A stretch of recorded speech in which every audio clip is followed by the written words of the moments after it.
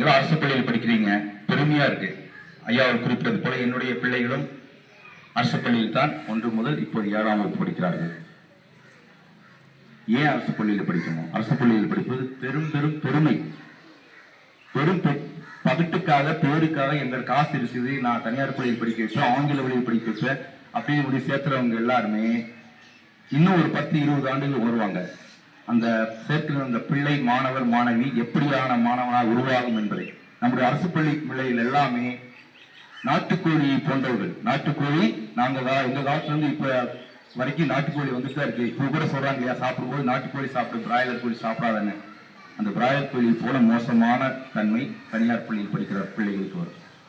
நாட்டுக்கோழி போல விடுதலையான படிப்பு, எப்படி ஒரு இயற்கையான சூழலில் விடுதலையாக விளையாட்டாக இயல்பாக அந்த 3 மாணவர்கள், அந்த மனநிலை கொண்டிய 3 மாணவர்கள் ஐயா அவர்கள் எங்களுக்கு அறிமுகப்படுத்துகிறார்கள். அவர்கள் எப்படி அருமையாக மணிமணியாக அவர்களே பேசுகிறார்கள் என்றால், மற்ற மாணவர்களை நீங்கள் எப்படி பேசுவீர்கள், எப்படி இயங்குவீர்கள், எப்படி செயல்படுவீர்கள் என்பதை எண்ணி பார்க்கும்போது பூரிப்பாகவும் மன மகிழ்ச்சியாகவும் உள்ளது. ஆதலால் தான் இந்த நிலையை என்னுடைய பிள்ளைகளுக்கு வர வேண்டும் என்றுதான் நான் என்னுடைய பிள்ளைகளே 1 முதல் 7 ஆகிவிட்டது. இன்றும் அரசு பள்ளியில் தான் படிக்கிறார்கள்.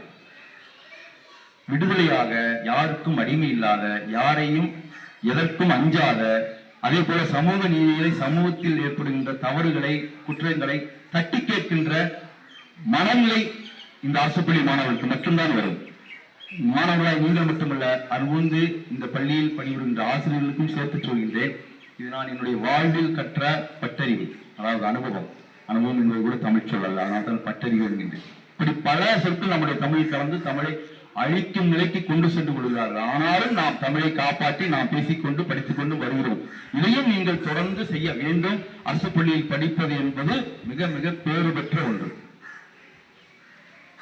பாவலர் பிரிஞ்சித்தினார் குறிப்பிட்டேன் இல்லையா, அறம் பெருகும் தமிழ் படித்தால்.